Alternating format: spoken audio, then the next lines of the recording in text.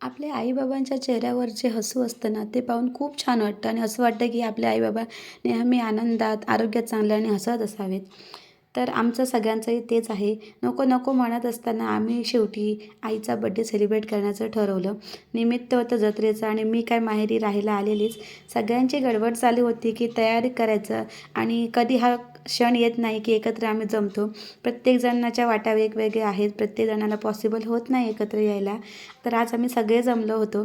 काही माणसं मिसिंग आहेत. तुम्ही व्हिडिओ बघून समजून घ्या कोण-कोण मिसिंग आहेत. त्या सगळ्यांना आम्ही खूप मिस केलं.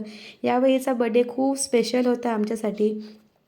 कारण प्रत्येक वेळी एवढे दिवस आम्ही ज्या क्षणाची वाट बघत होतो, तो क्षण आमच्या आयुष्यात आला आहे आणि ती व्यक्ती म्हणजे माझं बाळ आमच्याबरोबर आहे. याची खूप वर्ष सगळेजण आतुरतेने वाट बघत होतो. प्रत्येक वेळी फोटो काढताना काहीतरी कमी आहे, तर असं नेहमी वाटायचं आणि आज ती कमी ह्या वर्षी ती कमी पूर्ण झाली. त्याच्यासाठी ह्या वर्षीचा बर्थडे खूप स्पेशल होता. माझ्यासाठी पण होता आणि माझ्या आईसाठी पण.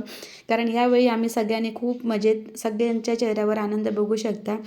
एक केक नको, काहीच नको असं म्हणत शेवटी 2 केक आले. इथे कटिंग चाललं आहे. हॅपी बर्थडेचं सेलिब्रेशन चालू आहे. मुलांच्या तोंडावर तुम्ही हसू बघू शकता. मग ती लहान असो, मोठी असू दे आणि प्रत्येकजण व्हिडिओ काढण्यात बिझी होते. कारण हे क्षण पुन्हा पुन्हा आयुष्यात येत नाही आणि कॅमेऱ्यात कैद केल्यानंतर ते कायम आपल्यापाशी राहतात. तर हे क्षण मी तुमच्याबरोबर पण मी शेअर करते.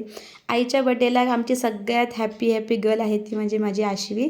तिच्या चेहऱ्यावरचं हसू बघा, कारण केक खायला मिळणार आणि हॅपी बर्थडे म्हटल्यानंतर ती खूप आनंदात असते. मग तो तिचा बर्थडे असू दे किंवा कोणाचाही बर्थडे असू दे. कधीही न असणारा माझ्या भावाच्या तोंडावरचं हसू बघा, किती खुश आहे आज.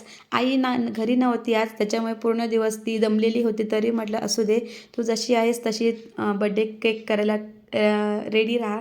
आणि हे आम्ही काढलेले फोटोज. तर सगळी फॅमिली आहे. आत्ते आणि आत्तेचा मुलगा पण आलेला. त्यांना पण आम्ही इन्व्हाइट केलेलं. बाकी कोण नव्हते. आणि जे कोण नाही आहेत ते तुम्ही स्वतःच आता मिस कराल या फोटोमध्ये, या फ्रेममध्ये स्वतःला. तर नेहमीच मी त्या स्वामींकडे प्रार्थना करेन, की माझ्या प्रत्येक जन्मात मला हेच आई-बाबा मिळो, हेच भाऊ-बहीण मिळो आणि आमचं प्रेम असंच, आमचा आनंद असंच टिकून राहू दे आणि कोणाचीही दृष्ट न लागू आमच्या या कुटुंबात.